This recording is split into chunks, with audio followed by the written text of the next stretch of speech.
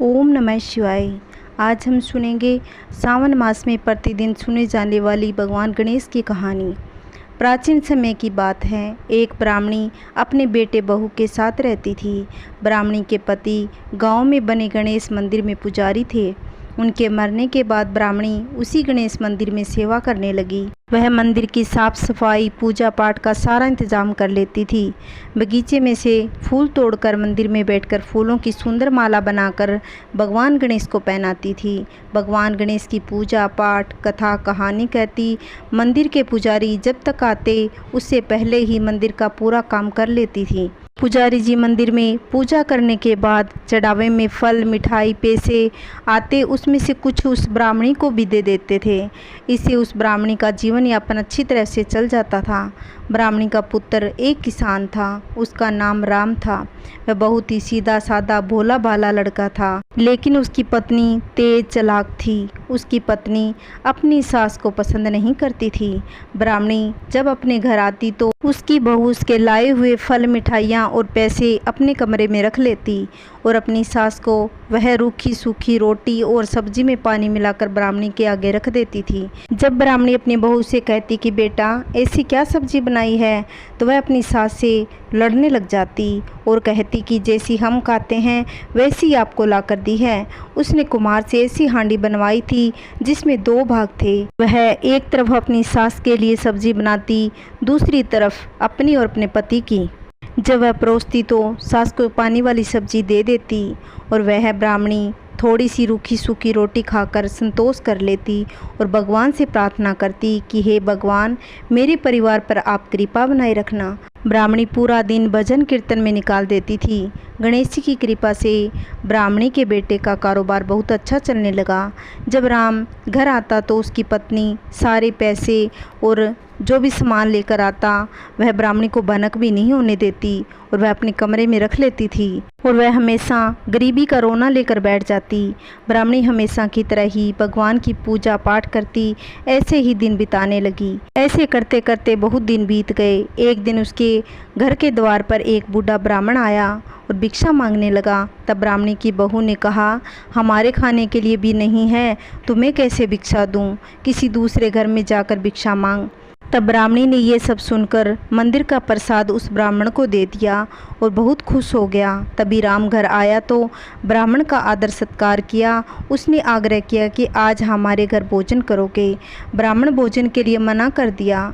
तब राम नहीं माना तो ब्राह्मण ने हाँ भर दी और कहा कि मैं भोजन तभी करूँगा यदि आप दोनों मेरे साथ भोजन करेंगे। राम बहुत खुश हो गया, कहने लगा कि आपकी कृपा है, आप हमारे साथ भोजन करोगे। तभी राम ने अपनी पत्नी को भोजन के लिए कहा। तब वह बहुत गुस्सा हो गई, लेकिन कुछ नहीं कर पाई।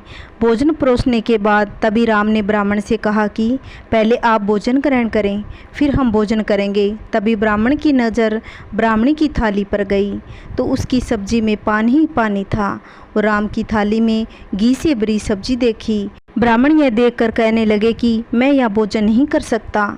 अतिथियों का सत्कार ना हो वहाँ मैं भोजन ग्रहण नहीं करूँगा। राम ने ब्राह्मण देवता से पूछा कि हे ब्राह्मण, मुझसे ऐसी क्या गलती हो गई कि आप बिना भोजन किए ही हमारे घर से जा रहे हो? तब ब्राह्मण ने कहा कि राम, तेरे ऊपर भगवान गणेश की विशेष कृपा है। तुम रोज़ घी से मिली सब्जी खाते हो और तुम्हारी माँ पानी की सब्जी खाती है, जिससे वह आधा पेट भरकर खाना खाती है। राम ने कहा, पंडित जी, हमारे यहाँ तो एक ही हांडी है और एक ही हांडी में खाना बनता है, तो ऐसे कैसे हो सकता है? तब राम ने माँ की थाली देखी तो उसमें पानी ही पानी भरा हुआ था। उसने रसोई में जाकर देखा। उस हांडी में 2 भाग बने हुए थे जिसमें अलग अलग सब्जी बनी हुई थी। राम को यह देखकर क्रोध आया और अपनी पत्नी को घर से जाने के लिए कहा।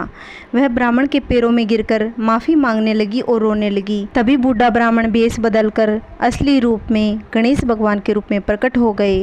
उन्होंने कहा, तुम्हारे पास जो कुछ भी धन दौलत है ये सब तुम्हारे सास की पूजा पाठ दान पुण्य के कारण है।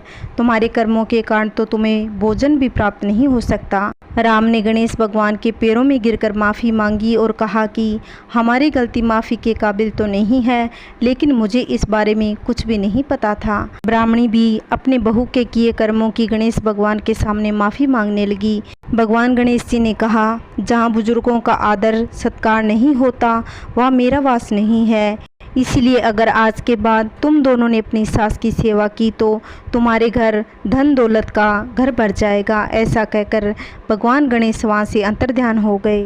ब्राह्मणी के बेटे बहू उनकी सेवा करने लगे और भगवान गणेश की पूजा पाठ कथा कहानी भी कहने लगे, जिसके 1 साल बाद उनके वैसा ही धन धान्य से घर भर गया। जैसा भगवान ने उस बूढ़ी ब्राह्मणी को दिया वैसा भगवान सबको देना। कहानी कहते सुनते हुंकारा भरते सबके घर में सुख समृद्धि लाना। सबके घर में भगवान गणेश की कृपा बनी रहे।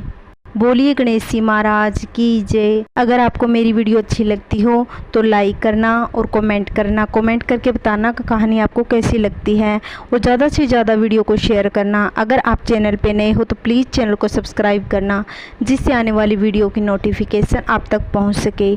जय श्री कृष्णा। ओम श्री गणेश। ओम नमः शिवाय।